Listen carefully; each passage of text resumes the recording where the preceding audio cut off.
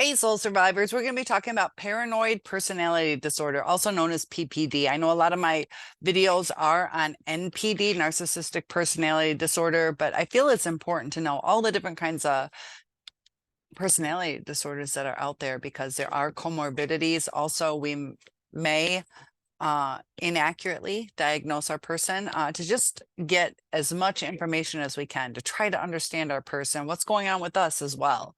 So PPD is a mental health condition, and it's where the person has a lot of suspicion and a lot of distrust. A lot of times it's not even on an actual thing that had happened. So they're always on guard. They feel that people are constantly trying to demean them, threaten them, harm them, cause them uh, chaos in their life. But it's usually unwarranted. So um, the people that have this personality disorder, PPD, they often don't think that their behavior or their way of thinking is causing any problems, but a lot of times it does. It can destroy relationships, and it's one of the cluster A. Now, NPD, narcissistic personality disorder, is cluster B, but they are cluster A, and it's just an eccentric type of personality disorder. And they usually have eccentric thinking, or their behaviors are eccentric. So people with paranoid personality disorder, they don't experience the hallucinations that go along with paranoia, the delusions that are commonly seen with schizophrenia or schizoaffective disorder. And even people with bipolar can have manic episodes. So it's a little bit different than that. So people that have PPD start experiencing these symptoms and manifesting, showing signs of the condition late into their teen years and also their early adult. So it affects many people. Because of research, they show higher rates of PPD in people that were assigned being female at birth. But there's also samples from hospitals that reveal higher rates of PPD in people that were assigned male at birth. So it can be kind of confusing depending on which research that you see. So the people that do have this often come from lower income households. They do have a higher prevalence of Black, Hispanic, Native American, and even ones that are widowed, separated, never married, divorced, and it can affect up to 4.5%. They're not exactly sure the correct amount. It can be anywhere from 0.5 to 4.5% is an estimate, because not everybody gets therapy sessions or personality inventory tests taken. So the symptoms that go along with it are, that they are always on guard. They are just paranoid about people wanting to either harm them or judge them. And a lot of these beliefs are unfounded, but they believe them wholeheartedly. So it affects the relationship with people, also the way that they go about their daily lives. They may doubt the level of commitment that you may have in a relationship or a marriage, also loyalty and trust issues. So they don't like to confide in others because they have this paranoia that is going to be used against them, and they can often hold grudges. And that's one thing that can be quite hurtful, especially if whatever you did or even didn't do, they're holding a grudge against you because you care about them, and they're angry about something that isn't the truth.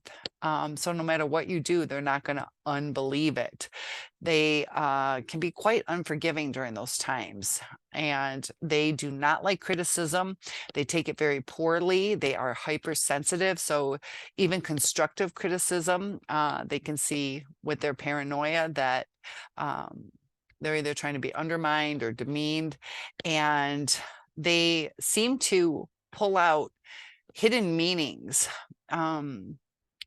in the way that somebody looks at them or the way that somebody talks to them, and they just feel like they're always the victim. and their suspicions are persistent, often not justified. And this can go into the relationships where they feel that their spouse may have been unfaithful, even though they were being faithful.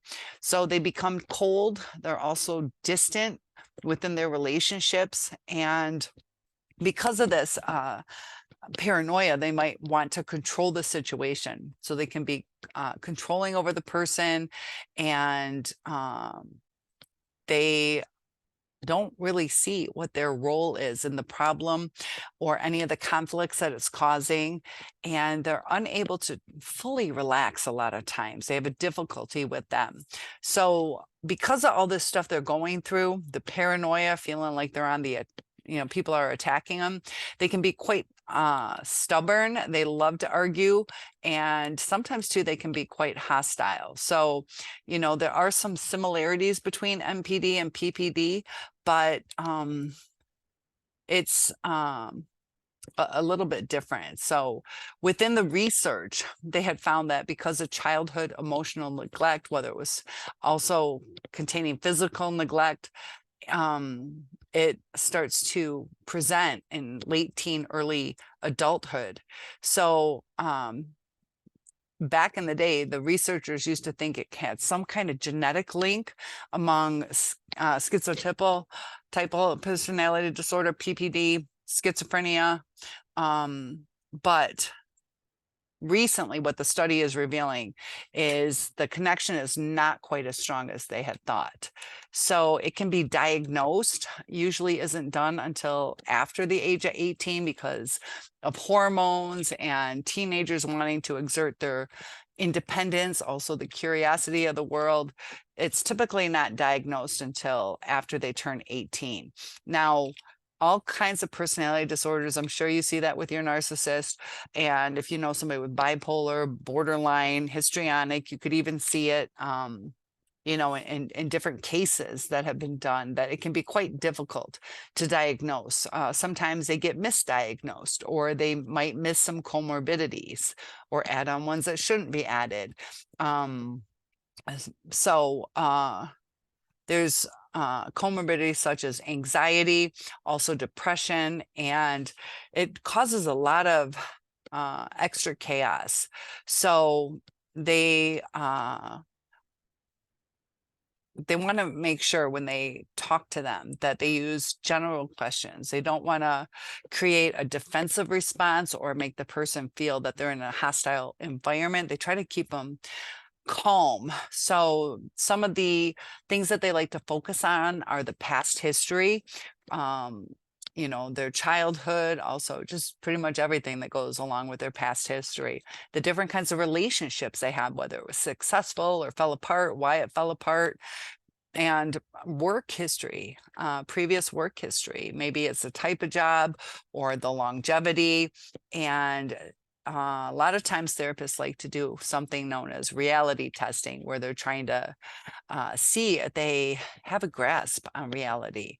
And they also focus on impulse control. A lot of people with personality disorders have a higher incidence of drug, alcohol use, and their impulse control, sometimes overspending. And so this can help them diagnose somebody with paranoid personality disorder. And they use the criteria for the condition in the American Psychiatric Association's Diagnostic and Statistical Manual of Mental Disorders. So there are some other types of conditions that are associated with PPD. About 75% of these people that have PPD will also have some other type of personality disorder. So they might be narcissistic at the same time. So they can deal with the more common ones are avoidant personality disorder, antisocial personality disorder known as ASPD, also borderline personality disorder. And they can have a panic disorder.